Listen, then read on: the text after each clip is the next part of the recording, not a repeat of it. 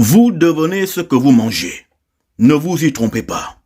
Si vous touchez à l'impur, si vous consommez l'impur, vous deviendrez aussi impur qu'est cette impureté que vous avez mangée. Sachez que les lois spirituelles ne varient pas. Les lois spirituelles n'évoluent pas. C'est pourquoi Isaiah Ongola a.k.a. Jésus-Christ avait dit qu'aucun iota de la loi ne peut passer.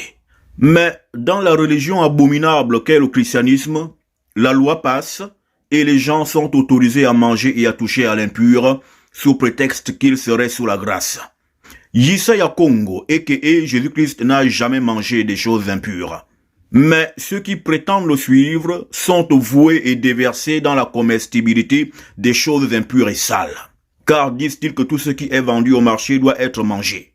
Mais sachez que à l'époque de nos ancêtres, les animaux qui étaient vendus au marché étaient des animaux comestibles et non des animaux impurs à la consommation, parce qu'ils observaient les coutumes de Dieu.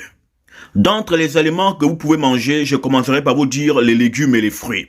C'est très important pour votre élévation mystico-spirituelle. Vous pouvez manger des aliments tels que le poisson, mais des poissons qui ont à la fois et des nageoires et des écailles. Donc les poissons comme le silure et tous les poissons qui n'ont pas d'écailles ne sont pas comestibles parce que eux aussi sont des déboueurs des eaux douces ou des océans. Vous pouvez manger le bœuf, le veau, le cabri, les animaux qui ont la main, le bras et l'avant-bras. Voici quelques animaux que vous pouvez manger. Et vous ne devez les manger que lorsqu'ils ont été égorgés. Car lorsque vous mangez un animal qui est mort étouffé, vous mangez le stress qu'il a accumulé dans sa chair. Et donc, la nature de stress qu'a eu cet animal avant de mourir passe de cet animal-là à vous. Parce que ce que vous mangez détermine votre état de santé, monsieur et madame. C'est pourquoi un vrai initié de nos ancêtres ne touchera pas et ne consommera pas l'impur. Un bouddhiste qui mange des aliments morts étouffés n'est pas un vrai bouddhiste. Un vaudouisant qui mange l'impur n'est pas un vrai vaudouisant. Un jobiste qui mange l'impur n'est pas un vrai jobiste. Un mélaniste qui mange de l'impur n'est pas un vrai mélaniste.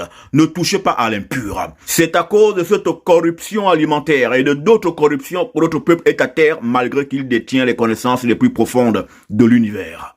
Que Tété vous bénisse et vous garde et que le message soit véhiculé à d'autres personnes. Restez bénis.